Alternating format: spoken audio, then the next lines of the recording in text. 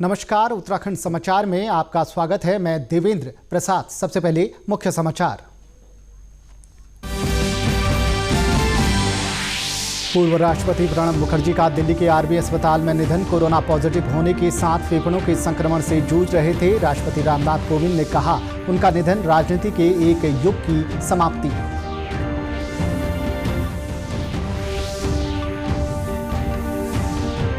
सरकारी डॉक्टरों को पीजी कोर्स में प्रवेश के लिए राज्य दे सकते हैं आरक्षण। सुप्रीम कोर्ट ने कहा, 5 वर्षों के लिए ग्रामीण क्षेत्रों में काम करने का भरवाएं बॉन्ड।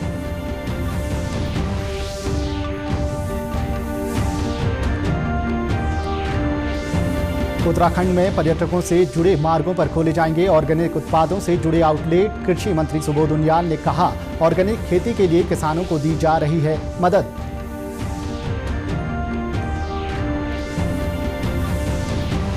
और इंजीनियरिंग प्रवेश परीक्षा जेईई मेन कल से हो रही शुरू। राज्य सरकार ने परीक्षा के लिए की तैयारियां। परीक्षा केंद्र पर लगे कंप्यूटर रोस्टर के हिसाब से होंगे इस्तेमाल।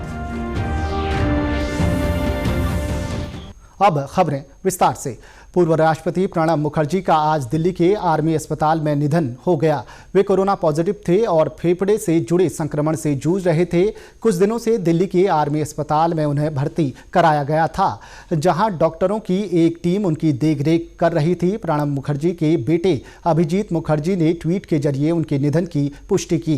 प्रणब मुखर्जी दलगत राजनीति से ऊपर सभी दलों में प्रिय थे।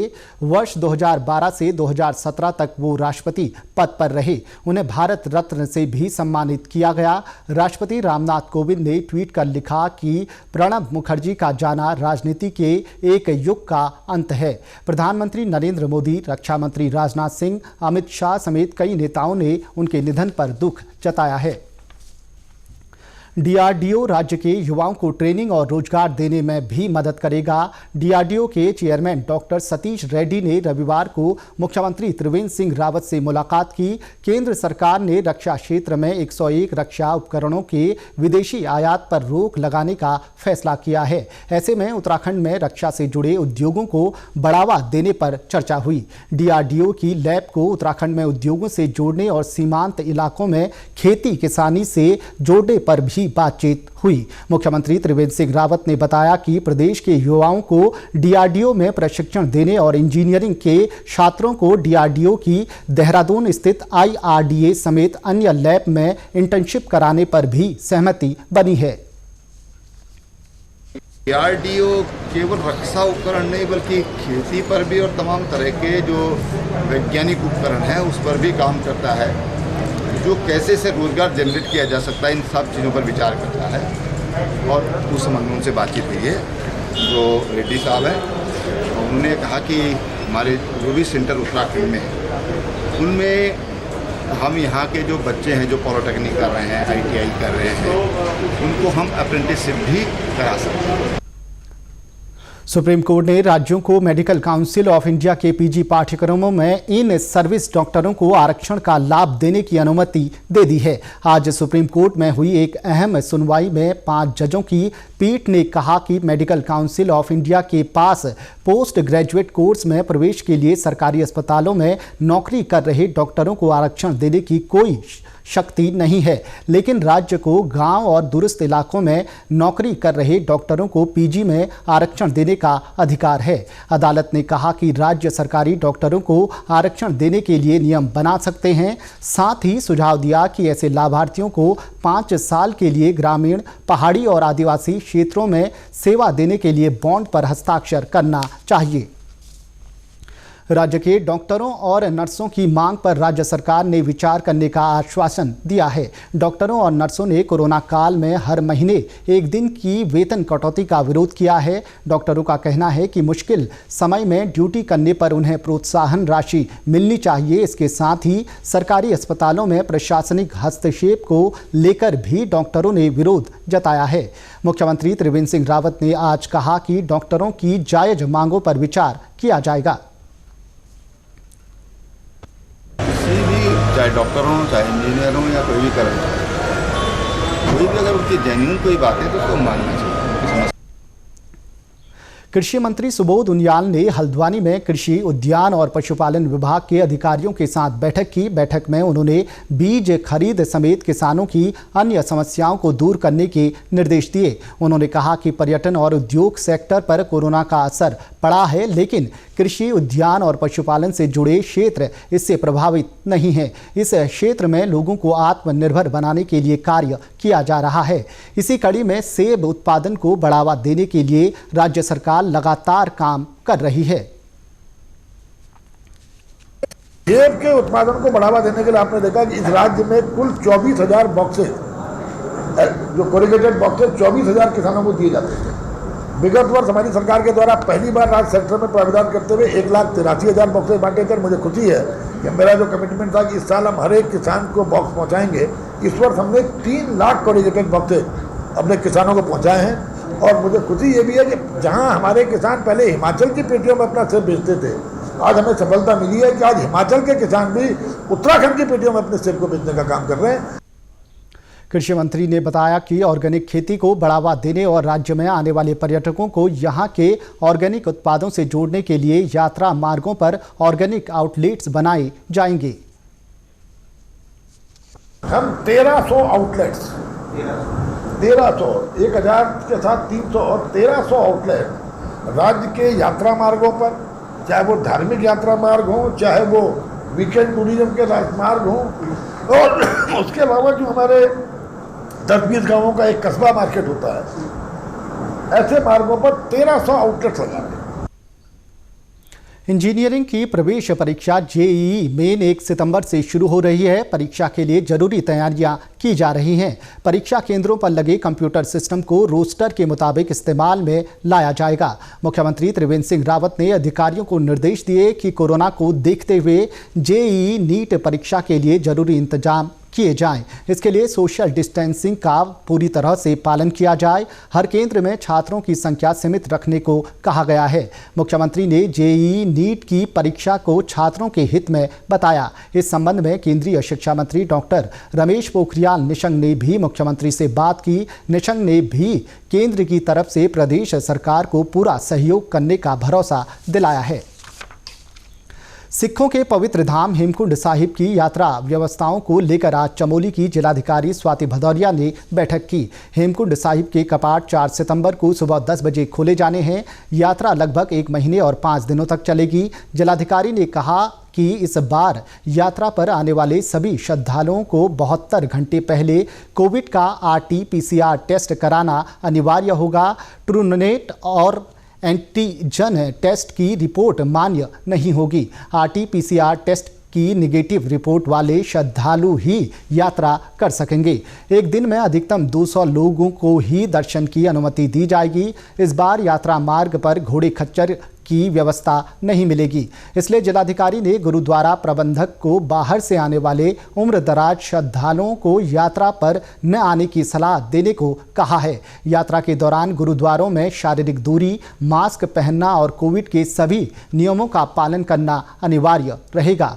हेमकुंड के यात्रा मार्ग पर बर्फ पिघल चुकी है। पैदल मार्ग पर डेंजर जोन को दुरुस्त किया जा रहा है। गोविंद घाट से पुलना क्षेत्र तक सड़क मार्ग सुचारू है। यात्रा मार्ग पर बिजली और पेयजल की आपूर्ति बहाल कर ली गई है। इसके साथ ही सफाई, शौचालय, दवाइयां जैसे जरूरी इंतजाम पूरे करने के निर्देश भी दिए गए हैं। उधम सिंह नगर की जिलाधिकारी रंजना राजगुरु ने आकांक्षी जनपद से जुड़े विकास कार्यों को लेकर समीक्षा बैठक की। जिलाधिकारी ने कहा कि अब हर 15 दिन के अंतराल पर सभी विभागों की प्रगति रिपोर्ट देखी जाएगी। उन्होंने अधिकारियों को शिक्षा, स्वास्थ्य, पेयजल, विद्युतीकरण, कृषि, स्किल डेवलपमेंट जैसे क्षेत्रों में सुधार के लिए तय मानकों के आधार पर काम करने को कहा।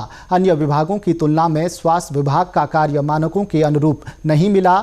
इस पर जिलाधिकारी ने CMO को 1 सप्ताह में आकांक्षी जनपद के तहत कराए जा रहे कार्यों का डाटा उपलब्ध कराने के निर्देश दिए।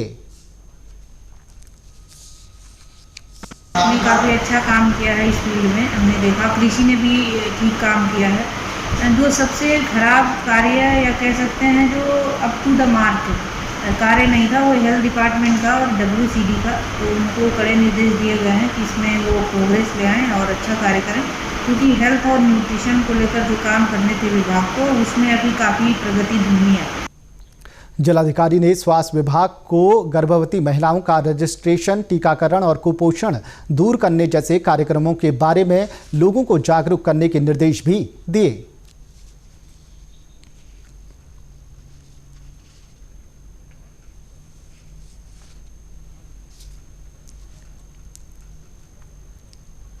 राजाजी नेशनल पार्क के जंगलों से जुड़े आसपास के गांवों के लोगों की जंगलों पर निर्भरता कम करने के लिए वर्ल्ड वाइल्ड लाइफ फंड यानी WWF के माध्यम से LPG कनेक्शन बांटे जा रहे हैं। वनों की लकड़ी जलाने की प्रवृत्ति को रोकने और लकड़ी से पैदा होने वाले धुएं से होने वाली बीमारियों से बचाने के लिए राजाजी नेशनल पार्क और WWF ने हजारा टोंगिया गांव में LPG कनेक्शन बांटे। राजाजी नेशनल पार्क के वन्यजीव प्रतिपालक कोमल सिंह ने बताया कि पार्क के हजारा टोंगिया गांव के लोग खेती का काम करते थे। अब पार्क में गांव के लोगों से काम नहीं लिया जाता है, लेकिन लोग अब अभी भी अपने ईंधन के लिए पार्क पर निर्भर हैं। जंगल से पर डिपेंडेंसी ख़त्म करने के लिए आज जो है WWF के माध्यम से ये गैस के वितरण किए जा रहे हैं। वहीं WWF उत्तराखंड के परियोजना अधिकारी पंकज जोशी ने बताया कि WWF राजाजी नेशनल पार्क और कॉर्बेट नेशनल पार्क में जंगलों में बसे लोगों की मदद के लिए काम कर रहा है। इसी के तहत LPG गैस कनेक्शन दिए जा रहे हैं। ग्रामीण मोहन सिंह ने बताया कि उनके गांव में पार्क प्रशासन ने सोलर लाइट भी दी है। गैस कनेक्शन मिलने से उनकी जंगलों पर निर्भरता कम होने के साथ ही जंगली जानवरों से बचाव भी होगा। काफ़ी समस्याएं थी वन और वन्यजीव से संबंधित। ये लोग जंगल में जाते हैं लकड़ी लेने के लिए और घास पात लेने के लिए, और कई बार जो है इनको जंगली जानवर यहाँ पर मिल जाते हैं, जिससे कि कई बार इन पे अटैक भी हुआ है। इस तरह की समस्या यहाँ पर होती है। दूसरी हमारा प्रयास ये था कि इनकी जो है किसी न किसी तरह से जंगलों पे निर्भरता कम हो, एक क्लीन एनर्जी के रूप पे जो है LPG को यूज़ करें। तो ये हमारा प्रयास है। ये हजारा टोंगिया जो हमारा सदर्न बाउंड्री ऑफ राजाजी में पड़ता है। पौड़ी जिले के पोखड़ा ब्लॉक के बिजोरा पानी क्षेत्र में दूध और दूध से बने उत्पादों को बढ़ावा देने के लिए जलागम की ओर से निर्बल वर्ग के लोगों को गाय दी गई है। इस योजना से उनकी आर्थिकी मजबूत हुई है। मेलगांव की आरती देवी कहती हैं कि वो घरेलू काम के साथ साथ अपने खेतों में विभिन्न प्रकार की दालें उगाती हैं। फेडरेशन के माध्यम से उनकी दालें घर से ही बिक जाती हैं। उनको जलागम योजना से एक गाय भी मिली है, वो घी बनाकर बेचती हैं। सर ये दाल है, ये हमारी खेती है और ये हमें परियोजना द्वारा जो भी बीज मिलता है हम उसे अपने गांव में समूह को बांटते हैं, समूह में एक साथ लगाते हैं और ये जो बीज उत्पादन होके जो खेती में होता है वो हम परियोजना में फेडरेशन में बेचते हैं। साथ में घी है, ये सर हमें निर्बल वर्ग में हमें गाय मिल रखी है परियोजना द्वारा, और जो भी ये दूध घी जो भी मेरा जो निर्बल वर्ग के सदस्य हैं ये यहाँ बेचते हैं। ये हमारी डेयरी खुली हुई है परियोजना द्वारा और उसमें बेचते हैं। वहीं मेवा गांव की ही रीना देवी कहती हैं कि उन्हें भी निर्बल वर्ग के तहत जलागम के माध्यम से एक गाय मिली है जो रोजाना 5 किलो दूध देती है। दूध घी बेचकर उनके परिवार की आर्थिक स्थिति में काफी सुधार हुआ है। जैसे पहले तो 1-1 किलो दूध देती थी घर की गाय, जो घरेलू गाय है, और अब जो हमने निर्बल वर्ग से गाय मिली है कम से कम 5-5 किलो दूध देती है। तो सर हम इसमें अपनी आमदनी बहुत अच्छी तरह से करते हैं। सर हमारी दुग्ध समिति खुली है, बरसुन दुग्ध समिति बिजोरा पानी में, तो हम वहाँ दूध को बेचते हैं 40 रुपये किलो के हिसाब से। 1 किलो दाल भी अगर घर में बचती है फालतू तो हम फेडरेशन में बेच देते हैं। हल्दी है, हमने हल्दी का भी क्लस्टर बना रखा है। यूनिट अधिकारी सत्यपाल सिंह रावत बताते हैं कि क्षेत्र में दूध उत्पादन को बढ़ाने के उद्देश्य से निर्बल वर्ग के लोगों को चिन्हित कर उन्हें गाय दी गई। दूध के बढ़ते उत्पादन को देखते हुए जलागम की ओर से बिजोरा पानी में पनीर, दही, घी, मावा बनाने वाली मशीन लगाई गई है। किया जब इस दौरान कि यहाँ पे जो है दूध का उत्पादन भी बढ़ रहा है। जब दूध का उत्पादन बढ़ रहा है तो फिर ये हुआ कि इस दूध को क्यों ना जो है यहाँ पे स्थानीय स्तर पर इकट्ठा करके और इसका जो है प्रोसेस किया जाए। तो इसके लिए फिर जो है गांव में जो है हमने समितियाँ बनाई, जो दुग्ध समितियाँ थी, और फिर इनको फेडरेट करके हमने एक फेडरेशन बनाया और इस फेडरेशन को फिर हमने दूध को जो प्रोसेस करने के लिए हमने जो है उपकरण दिए हमारे जो प्रोजेक्ट ने, और इस इसके द्वारा जो है फिर ये पनीर बना रहे हैं, यहाँ पे जो है ये इसका घी बना रहे हैं। और ये बद्री घी जो है इसका आप जानती हैं कि काफ़ी जो है मेडिसिनल वैल्यू है इसकी। इसी के साथ समाचार समाप्त हुए। नमस्कार।